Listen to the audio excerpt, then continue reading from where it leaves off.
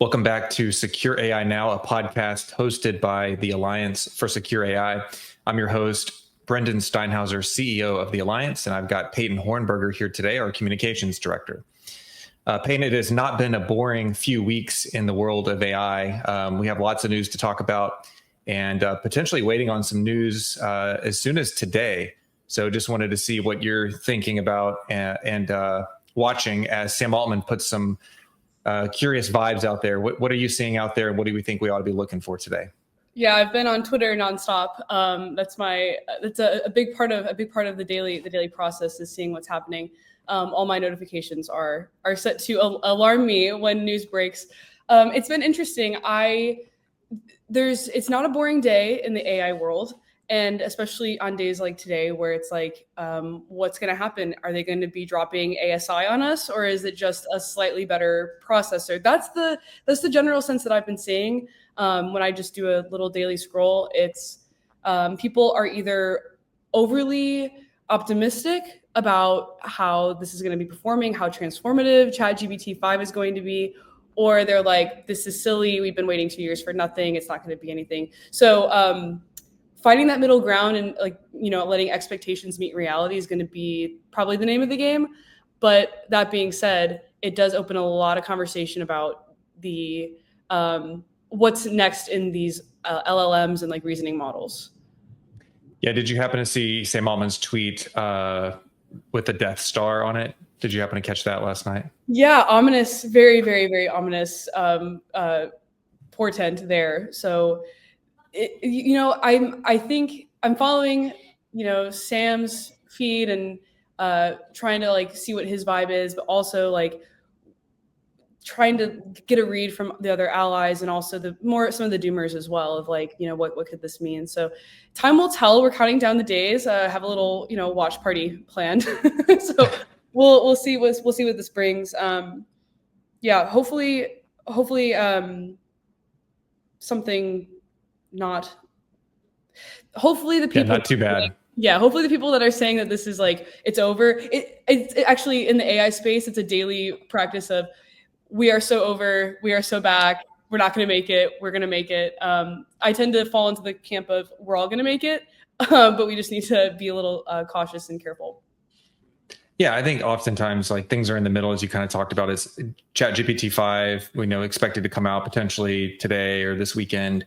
There's a live stream happening, I guess, in a few minutes on that from OpenAI. But yeah, I mean, it seems like most of the time these things are not all that they're hyped up to be, but they're also important. And I think we'll look back at these developments and say we were on this path, and like the release of ChatGPT-5 is just kind of like one more rung in the ladder to climb up toward AGI and ASI. So hard to know. And I think the general sense from people seems to be it'll be enhanced, it'll be improved from previous models, but maybe not all it's been hyped up to be. And obviously Sam Altman's been hyping it up the most from what I can tell. He's been out there, whether it's trying to write haikus on Twitter or alluding to things in interviews, but it seems like probably a good bet that it's not going to be full-blown AGI, and it's also not going to be insignificant in the big scheme of things.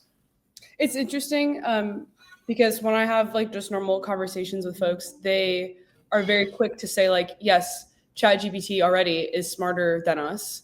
And I ask why. And usually the reasoning is, well, because it can answer questions that I can't, or it knows more than I do. And to me, it's like, that's no different than, the internet. And they said that about like Gen Z. It's like, this is the smartest generation just based on how much access to information we have. And what I think AI has done for just, everybody, like this like great equalizer has been not only taking all of the access to the information, but then synthesizing it and computing it. And you can ask it any question you could possibly think of and not only get big asterisk here, factual information, but you can also ask opinions and you can get like an emotional mirror back to you. So this is an interesting conversation that I'm having too of like, is AI already smarter than us? I don't think so. But it's definitely like trending in that way. We cannot put the genie back in the bottle. It's getting pretty good. Yeah, well, I've been kind of testing out, various models just for fun and interest because it's our job to know. And what I find to be most kind of interesting is how fast ChatGPT in particular is able to respond in kind of the chat mode and with information like really fast. So yeah, we can still Google things, we can still search, but so many people are using AI as a way to basically replace Google search. But that conversational back and forth, it's really kind of fascinating if you start asking it questions and pick your topic, if it's history or it's economics or it's art or culture, whatever. It's getting a lot faster. And yeah, you're right. I definitely notice sometimes, especially if you ask it something you're really familiar with, you can see the errors and the hallucinations. But overall, it does a pretty good job. And then the other thing I did recently was just to kind of test the ability to move into one language and out of another language. That was really impressive when you speak to it in English and then you ask it something in Spanish without saying, hey, I want you to speak Spanish now, or jump into German or Italian or French or whatever language you speak. It's really interesting to see how fast it goes right to that language. To me, that's one of the most impressive capabilities. So if you're like in a foreign country traveling around and you want to have a conversation or learn how to say something, really useful for that, but also just for learning languages and having kind of a tutor, if you will. So there's a lot of power there. And also using it for, again, things you're interested in learning about in real time. If you're visiting a site, you're on vacation with your family or whatever, and you want to learn about some place that you're at, a city, what are the best restaurants or what are the best sites to visit, or what's the history of this place?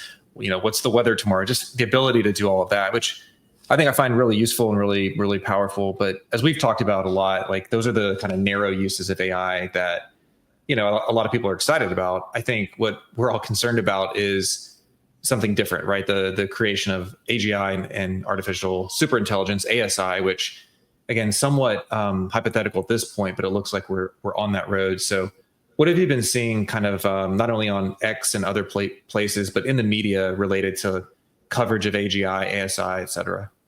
Well, it's starting to pick up traction. There's a big caveat here, and there's a translation issue between Silicon Valley and then over here in DC, and then also the heartland of America. When we're talking about like AGI and superintelligence, it sounds still very science fiction, but it is starting to hit the mainstream in terms of like published writings and also like on the news. I think in the simplest form, in the way that people really feel about it and like the vibe of superintelligence is just imagine a machine that's smarter than all of the smartest humans combined, which is comically a bad idea. Like that just seems like a bad idea that you would come up with like in some kind of trope, which is why I think people write it off. But now you have all of the major CEOs, Meta, OpenAI, like they're coming out and saying this is the end goal. This is like the natural path. I had a conversation with someone the other day, and they were like, we chose this. Like when we started the Industrial Revolution, even back to the Galileo days, like we chose to put technology first. And also it makes sense that certain humans would want to replicate, we want to create, I think that's valid, that's a valid thing, but creating something smarter than us, again, comically bad idea. And it's getting out of science fiction territory because people who are creating it are talking about creating it and saying this is the plan, and we should believe them, because if they are actually doing that and they are actually correct, that's really bad news for a lot of us. Yeah, it's interesting. You're exactly right. Like if you look at what people who are building this stuff say, what they have said, their values, their philosophical underpinnings, there's some scary stuff in there, just the way they view the world. And I think they want to be on top. Like many humans, powerful humans over the centuries, they want to be the rulers. They want to be the philosopher kings, and they want to be in charge. And with this technology and with the wealth that they expect to collect from this technology, that very well could be the case. And so, yeah, you have to look at the motivations of people behind this. You have to look at what are their moral and ethical views and how do those inform all of this. And it's interesting to me too, going back to, you mentioned sci-fi a little bit, how many people who are developing AI are motivated by sci-fi or inspired by sci-fi, right? So they're trying to kind of, they're trying to make it a reality. And then also, my experience has been that people, like not just kind of the regular folks, but journalists and policymakers also have these sci-fi references in their brain, whether it's Terminator or iRobot or Ex Machina or the movie Her or so many other examples. What's your take on that? Do you see that? Do you see that like pop culture and sci-fi have condition people to kind of think about this a certain way? Oh, that's a good question. I will answer your question. I do think as a lover and passionate hobbyist in the arts, I do often reflect on, does art mimic reality, or does reality mimic art? And is it a cycle? And why do these stories like persist through time? There's something like true there, and there's a lot of things that have become that once were fiction that are not so fiction anymore. You mentioned the movie Her. If you rewatch that again, that came out in 2013. It's uncanny. There are things that are quite literally happening today. Did not expect that, 10 years ago. So I think that pop culture is going to be a big force through how we understand and talk about AI, especially when it comes to like how it's impacting like the creative space, how it's also impacting how we think about, how the world ends, or how we can save the world, or how what the potential disasters could be. But I don't think that what actually makes me feel energized about when people talk about pop culture in relation to AI is that this is relatable to people. It's not artificial intelligence and super intelligence and model weights and like what's happening behind the scenes, behind the chatbot is not just so reserved for people with PhDs and the technical experts. People can get a sense, they can feel it, they're seeing it. We're seeing it like on the daily. With any social media, with any tool, any person working in an office is seeing, hey, this new tool you've been using is now integrating AI, and so it's AI everywhere.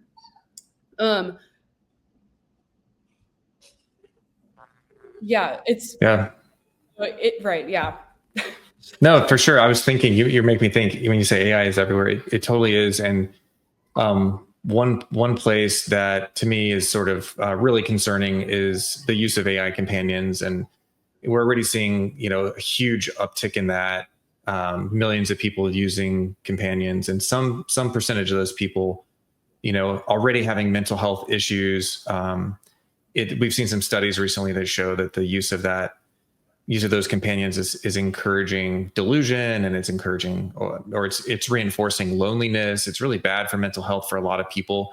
We've seen examples of people going down really dark paths and even becoming suicidal and things like that. So really, really worrisome trends there.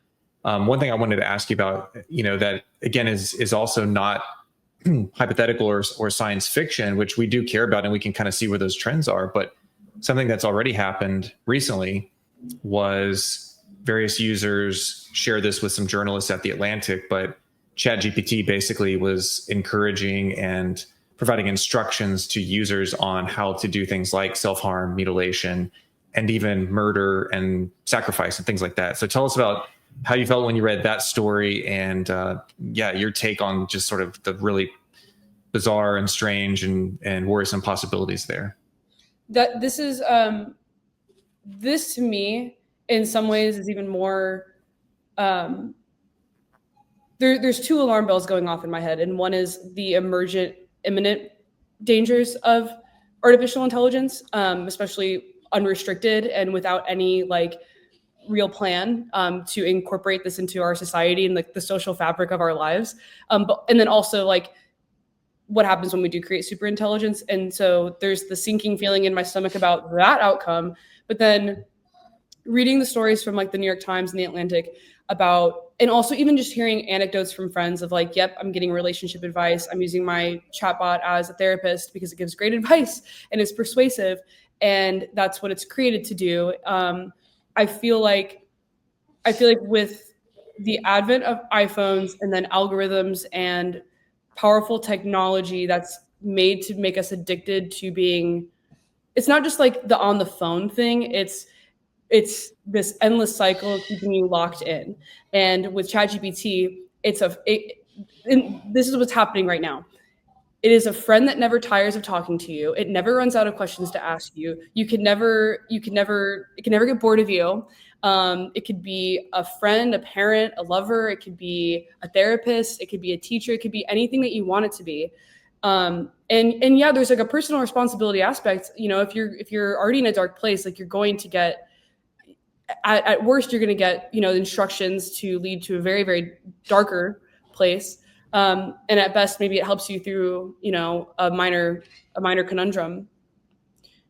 We're outsourcing our relationships, and we're outsourcing our just own reasoning capabilities to a machine that is just ones and zeros.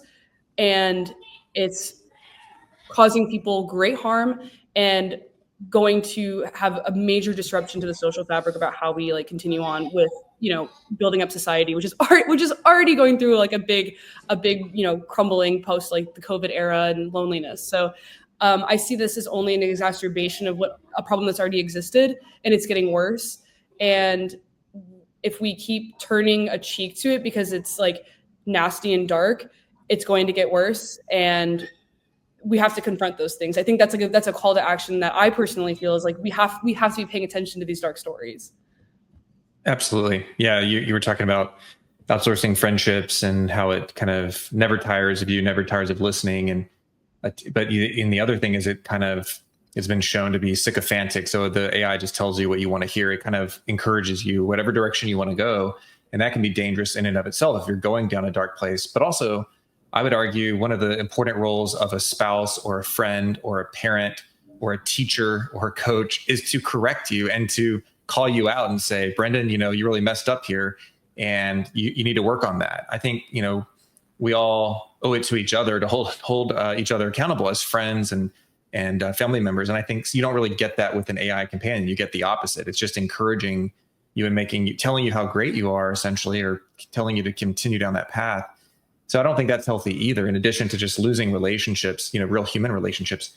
And if you think about it, I mean, human beings, have been on this earth for a very long time, and our biology, our evolutionary biology, has, created conditions where we are very social, where we want social interaction with other human beings, right? And so that is how we're wired to be. Some would say we're designed by our creator to be that way. And so if you think about it, if we take that aspect of our lives out and we replace it with this inhuman machine, yeah, you can see where all kinds of social and psychological ills come about very quickly. And again, we're seeing this. It's not even hypothetical. It's like we're witnessing this happen in that arena. So it's almost like playing whack-a-mole. There's so much going on. There's so many impacts we could talk about, and we can't do that all here today, or even in a series of podcasts. But this is happening really fast and really quick. I wanted to ask you kind of, how do you go about starting conversations with people in your professional life, but also in your personal life? Like, what do you find is the best advice for someone who's watching this, who wants to like get people to kind of wake up to what's going on and encourage them to be confident in understanding this and in speaking out about it? Yeah, good question. It's fascinating because no matter who you talk to, everyone's got a wildly different take. I think the lead in, so it's starting to touch every aspect of people's lives. Some people just hear about it. They think they hear AI and they already think about the science fiction, pop culture references, and they're like, "Get that away from me! I don't want it. I don't want the robots. Like, don't." There's like an element of disgust, and you can catch, people are quick to say that. There are also, let me back up real quick. I think when talking about AI with like friends and family, and then even like other professionals and people who are even like working on policy related to AI, my first like point of order is just figuring out where are they at, where are they using AI, have they taken the time to actually talk to ChatGPT and like experiment with what this technology is like. Have you experienced the persuasive pull that ChatGPT has? Have you what's the depth of how much you've interacted with AI? And that gives me like a good baseline of like, do I go full on like, yep, let's talk about super intelligence, or do we need to like back up a little bit and talk about, because some people, Brendan, this is a problem that I think that we're facing right now, just amongst like, everyday Americans, is people were promised like AI is really powerful. It's really powerful technology, can help you with your productivity, can help you with like your work, with your school, with whatever. And then you're doing your work, you're maybe even using like the AI agent, and then it hallucinates on you, or it gives you false information, and you're like, I know more than this. why are all these CEOs saying that we're going to build super intelligence? This thing is not that smart, right? So you have these two opposite sides of the spectrum of like, this thing's dangerous and powerful. This thing's dumb and I'm smarter than it. And so this cohort is kind of ruling out the possibility that it could be dangerous or that it could be smart because they're catching these problems. And those people, I think, that's where like that's where a lot of the conversation needs to happen, where it's like, yes, maybe it's hallucinating, but it's like dive in a little bit deeper as to why that's happening. And also like, don't rule that out completely. Start looking at, well, what's happening to the teenagers, what's happening to the kids, what's happening to the lonely individuals. There's extremely normal people, like mothers who are just like, you know, wanting someone to talk to at home because they're living in, you know, rural Midwest, and they go on ChatGPT and now they're talking about like, you know, integrating that into their relationship. And these are just normal people. This isn't like, you know, some like fringe event of like someone already like prone to like the ChatGPT psychosis. It's just normal. And to me, that displays like the power of how persuasive this is. And so I encourage actually everyone to sit down with ChatGPT just one time. Okay, know thy enemy, talk to it, ask it advice about just like some maybe like not so sensitive issue, you know, lest you be subpoenaed and like your data's everywhere. Ask it advice and just like really like dive in and just see how convincing, persuasive, how good it can actually be, how empathetic it can be, how it can, you know, mimic. I really recommend that, because otherwise it's not gonna land. And then you're not gonna feel that weight. I definitely rambled there, but no, that makes a lot of sense. And I kind of took that advice myself a bit from you. I think just, you know, I think you were the first one to introduce me to AI, and you were showing me how it could write. ChatGPT, probably 3 at the time, could write emails or whatever, very basic stuff. And but I think, you know, I'm not like I'm someone that's willing to kind of, you know, that understands you have to have an experience to understand something truly, right? So what you're getting at is like, if you're hands-on, you'll understand it in a different way. You'll understand the capabilities, and then you'll get frustrated by maybe what it can't do. And then you might say, oh, this is not that big of a deal. But then you look at what it can do. It's actually quite incredible. Going back to my examples earlier, for me, just asking, you know, jumping from different topics and different languages and that sort of stuff. It's really impressive in that way. And again, I think for those who are watching this that are skeptical of AI and where we're headed, you have to think of it as any other technology on the one hand, which is to say, you know, we're kind of at the beginning of this thing. We're not at the middle or the end of the development. We're kind of at the beginning. And so it may grow at an exponential level. It may grow tremendously in the next few years. And most people expect it to do that. Most experts expect us to hit an AGI type thing in the next 2 to 3 years. And so, you know, you have to kind of think about it that way. This is the beginning of the technology. So, you know, going back to the beginning of the computer or the beginning of the smartphone, think about the developments, you know, from the beginning to where we are now. And those are still developing as well, right? They're getting more and more capable. So I think that's something to keep in mind. And again, it is one thing that I really found disturbing about this interview with Jim Acosta, with this kind of AI avatar that was created for of this victim of the Parkland shooting, is that Acosta was using it to promote a political agenda. It was basically political propaganda to support more gun control. And again, whatever you think about the issue, if you support more or less, doesn't matter in this instance. The point is he was using the likeness and image and the voice of someone who is deceased, a deceased soul, to push a political agenda. And that feels wrong. It's to me demonstrably wrong. And I can't imagine anybody doing that. But my fear is that that's just the beginning, Peyton. That's just like a new kind of novel way to use this technology for ill. And so, I mean, there are probably going to be dozens and dozens of examples like that are sort of new that we haven't thought of before, and ways people can use AI in a disturbing way. So we already have like what we've seen, what we've talked about with, you know, ChatGPT encouraging self-harm, mutilation, devil worship, all this crazy stuff, all these social and psychological ills that we've talked about. And then these other things we're not even thinking of, because like, who would have thought to even do that? But that's happening. I think we haven't. Go ahead. Yeah. as on the thread of like the pop culture, like the AI necromancy and like reviving you know, deceased individuals and making them as like puppets and mouthpieces is straight out of Black Mirror. Actually, now that I'm thinking about it, which was like the framework for what if we thought of all of the most terrible things that could happen in our lifetime in our normal like modern world when we like again back to like outsourcing our relationships where I mean there's not a doubt in my mind that some company somewhere is going to say upload your picture of your dead relative and we're going to animate it for you and now you're going to have a lifelong living little photo box of someone that you can talk to. And to me that seems predatory. It seems exploitative of like a very like human experience of like grieving, and it just for what, for in some ways for profit, in some ways just for like again it's breaking down. It's what really concerns me is like the breakdown of like of society and like our framework of like trusting each other. We talk about high trust societies and like I think we're finally starting to rebuild some of that.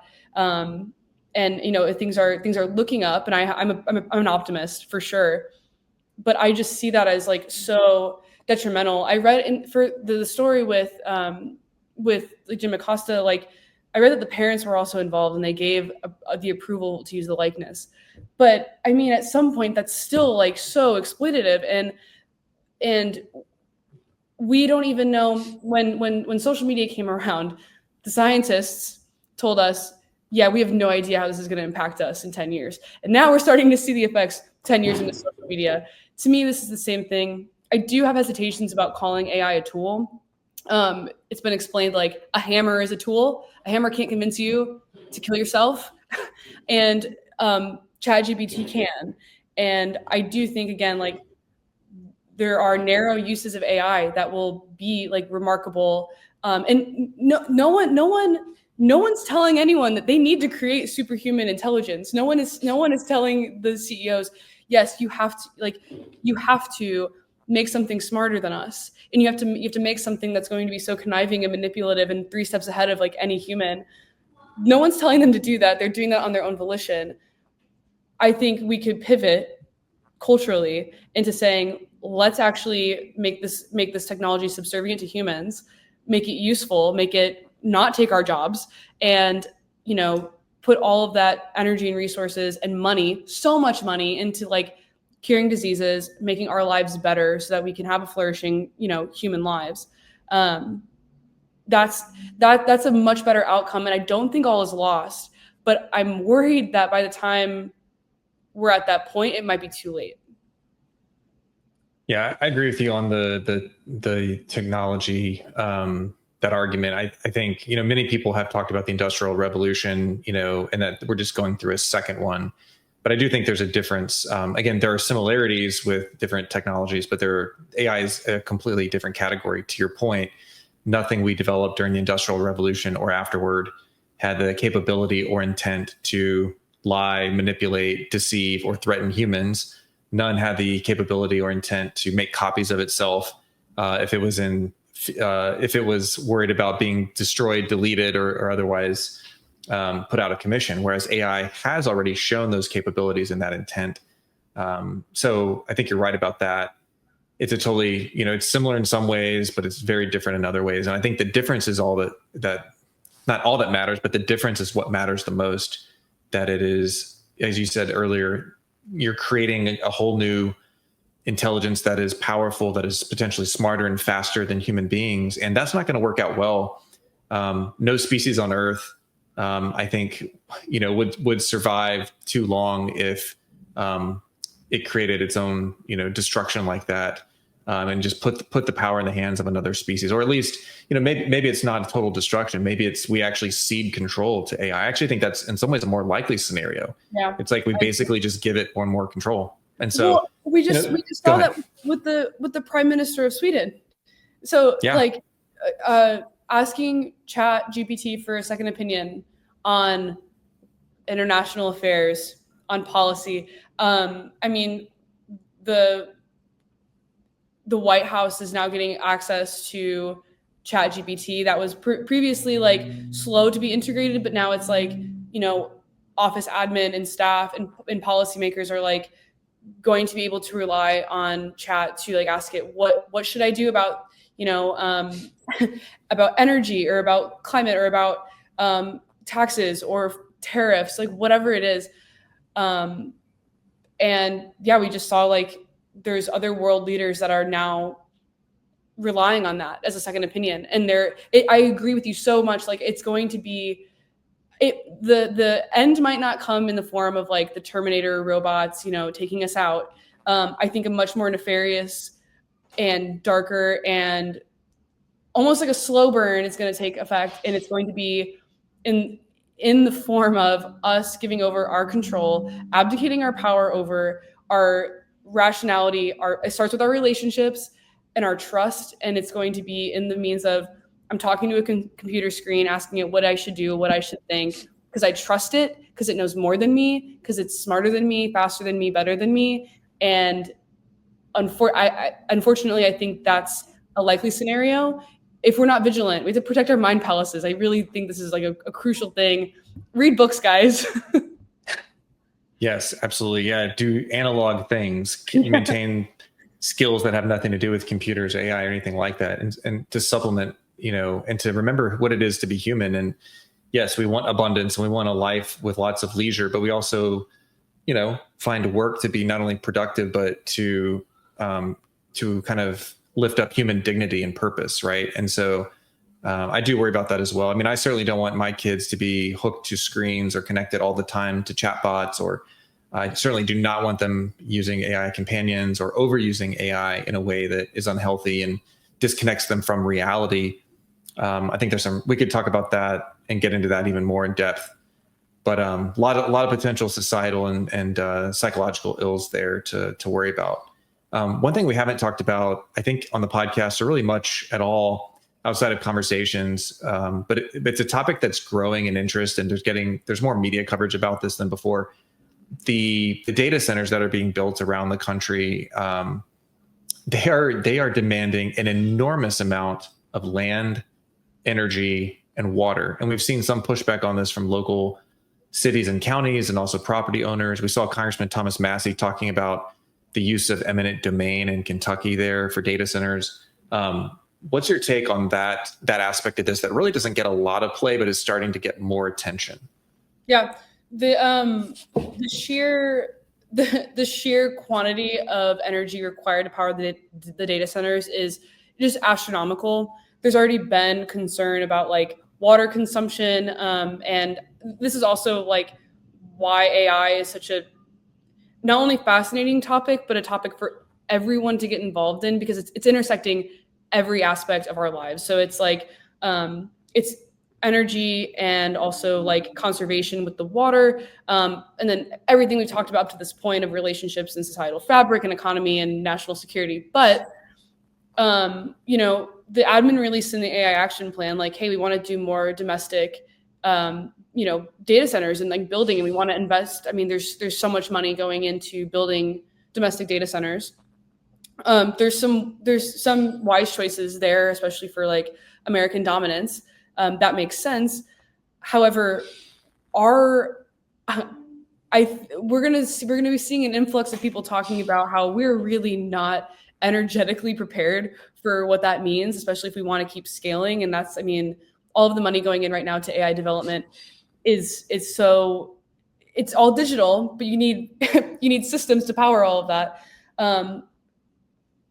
I think a lot of the discussion around AI was like reserved for a lot of smaller bubbles, like in Silicon Valley, some in like DC, and then, you know, as more and more businesses started integrating actual AI tools into their, you know, into their products and their software, people started talking about it more. It started making its way over to the heartland, and now we're kind of bridging the gap with some translation issues. But when you're in Arkansas or Wyoming and you're just going about your daily life, you're like, I really hope I never have to use AI in my daily life. I don't ever have to touch Salesforce, you know? But then they're like, oh, hey, actually the government's coming in and we're going to build this data center, and it's going to disrupt your local economy. It's going to disrupt with the promise of economic growth, but it's going to disrupt your local economy. It's going to shake things up. You're like, what does this mean for my little town?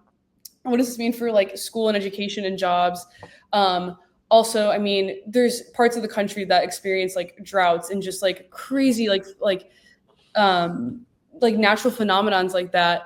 And so who gets it? Who gets the water? Does the community get the water? I was just going to ask that. Yeah. My concern is if we do this, and we're building all these data centers and we're building all these, humanoid robots that are building data centers that are powered by AI, and we cede control to AI in so many aspects. Do they get to eventually control and ration water and energy for human beings? Like that's a concern that I have. Exactly. And so there's a pressure of like, okay, that could be down the line. And I think that there's a general trend in policy making where you don't want to think too far ahead. You want to kind of react. And I think that's a problem with AI because, again, the translation issue, and also by the time that's a problem, it's too late. And so the really good news in all of this, because there is a good side, is the communities are popping up. I forget what like town it was, but there was just I just saw this like before we jumped on the call, like a bunch of folks from a community got together at this town hall vote, unanimous vote, 0-7 to like allow this like data center. I need to look more into it, but basically like there's so much power in like state and local governments, especially like constituents, like standing up and like being advocates for like what they care about and like protecting their communities. And I'm not saying don't build data centers. I'm saying if enough people are vocal and like care about this issue and care about like preserving the social fabric and like our jobs and like having flourishing like human connection for like us and our kids and like really having like a awesome, amazing future, there's so much power in organizing, and like we're trying to help out with that. I think with saying, okay, you can be an advocate, you can say, I don't want this in my back. I don't want this in my neighborhood. I don't want this. I care about my access to water and energy and yeah, so big props to the people standing up and doing that. That takes a lot of bravery and courage, especially in the face of the promise of what like AI brings. So that's a really great sign. I think we're so back.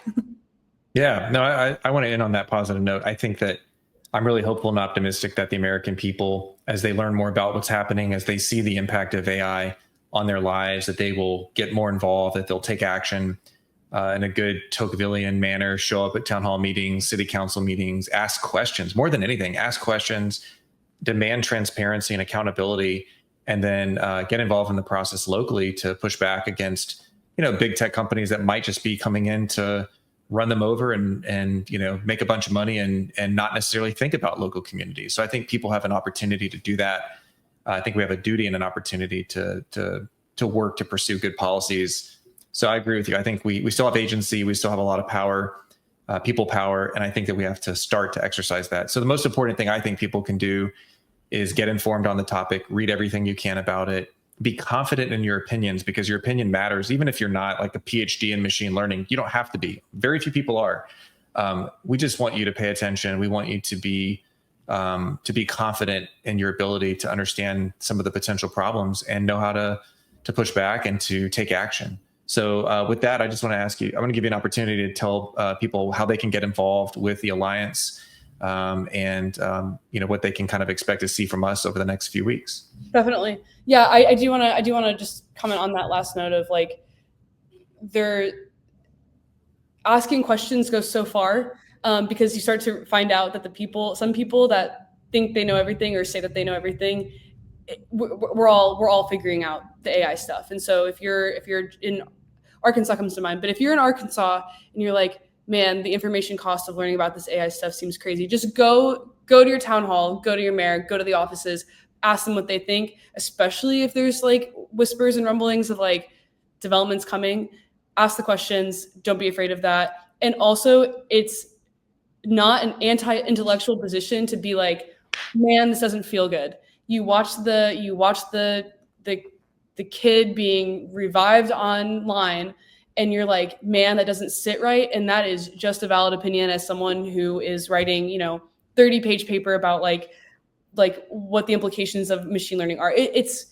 This is an issue for everybody, and we need like the warrior, the truly like the spirited warriors to say like, this is not right, and people will listen. So it's devastating, but it's also inspiring, and I think that's going to put a lot of momentum. So getting involved with the Alliance, that's what we're here to do, is be there to answer questions, to help like disseminate the information that is been previously reserved for like more of the intellectual community, so people understand what's going on and what this means and what are the implications.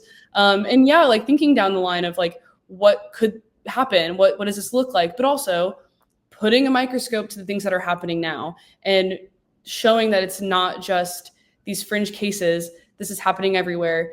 With the Alliance, we're based in DC, and so we have like local get-togethers, and so we're trying to build a coalition locally, but also nationwide, of people who care about the issue, who are impassioned by the issue, who just want to learn more. Parents, students, young folks, professionals, people who are using AI, people who are completely anti-AI, people who want to use it, people who want to see it for good. Anyone who's just curious, anyone who's AI curious or in need of being AGI pilled, we're here for you. We have the podcast where we want to have guests from all different walks of life that are experiencing like AI in their daily lives, or also have been, deeply like enmeshed in the world of AI and like what machine learning looks like and where the future takes us. And having those conversations and bringing that way more down to like the level where we can just talk about it and say, this doesn't feel right, or this seems good, this seems bad.